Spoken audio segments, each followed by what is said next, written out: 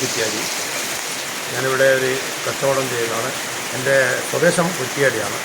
ഇത് തൊട്ടിൽപ്പാലാണ്. ഈ പുഴ ഇപ്പോൾ ഇങ്ങനെ നിറഞ്ഞ് ഒഴുകുന്നത് ഇന്നാണ് കൂടുതലായത്. 2-3 ദിവസം മുമ്പ് വളരെ വെള്ളം കുറവായിരുന്നു. എനിക്ക് തോന്നുന്നത് എന്തെങ്കിലും ചെറുങ്ങനെ ഉരുൾ പൊട്ടിയിട്ടുണ്ടോ മലയോരത്ത്. ഇത് വയനാടിൻ്റെയും തൊട്ടിൽപ്പാലത്തിൻ്റെയും സംഗമിക്കുന്ന സ്ഥലം.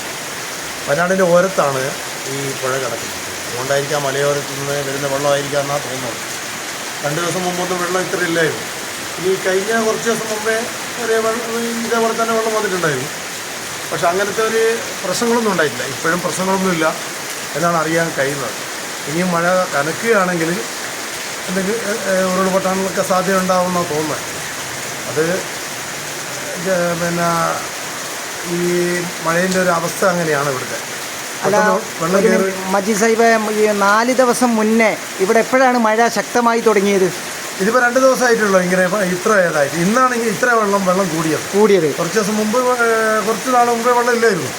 ഈ തോട്ടിൽ എങ്ങനെയായിരുന്നു വെള്ളം? വളരെ കുറവായിരുന്നു. ഇറങ്ങി അക്കരയ്ക്ക് നടക്കാൻ പറ്റുമായിരുന്നു. നടക്കാവുന്ന രീതിയിലായിരുന്നു. കുറച്ച് മേലോട്ട് പോയി കഴിഞ്ഞാൽ നടന്നു പോവാം. ഇപ്പൊ ആ ഒരു ഇതിലല്ല. ഇപ്പം വെള്ളം കൂടിയില്ല. സ്ട്രോങ് ആയിട്ടാണ് ഇപ്പോൾ വരുന്നത്. അത് ഇന്നലെ ആയിരുന്നു തുടക്കം കുറിച്ച്. ഇന്നലെ വെള്ളം കയറി വന്ന് ഇന്ന് കൂടുതലായി. ഹെവി റെയിൻ അല്ലേ. അപ്പോൾ നിങ്ങളുടെ നിഗമനം എവിടെയെങ്കിലും ഉരുൾപൊട്ടിട്ടുണ്ടോ, അല്ലെങ്കിൽ മലവെള്ളമാണോ? മഴ പെയ്തിട്ടാണോ? ഉരുൾപൊട്ടിണ്ടെങ്കിൽ നമ്മൾ ന്യൂസിലൊക്കെ അറിയും. വേറെ ആരെങ്കിലും പറയും ഇത് മലവെള്ളമാണ്. നിരന്തരം മഴ പെയ്യുകയാണെങ്കിൽ മലയോരമല്ലേ, വയനാടിന്റെ ഓരത്ത് കിടക്കുന്ന സ്ഥലമല്ലേ. ഇവിടെ പൊതുവെ ഹൈറേഞ്ച് ഈ മോഡലുള്ള സ്ഥലമായിരിക്കും. അതെ. വയനാടിന്റെ ഓരത്താണല്ലോ ഈ കിടക്കുന്നത്. അതെ. ഇത് പിന്നെ വയനാടാണ്. ഇത് കർണാടകന്റെ വയനാടിന്റെ ബോർഡറാണോ? ഏതാണ്? ശരിക്കും വയനാടിന്റെ ബോർഡറാണ്. വയനാട് കഴിഞ്ഞ, അതായത് മാനന്തവാടിന്റെ ഒരു സൈഡായിരിക്കും ഇത്.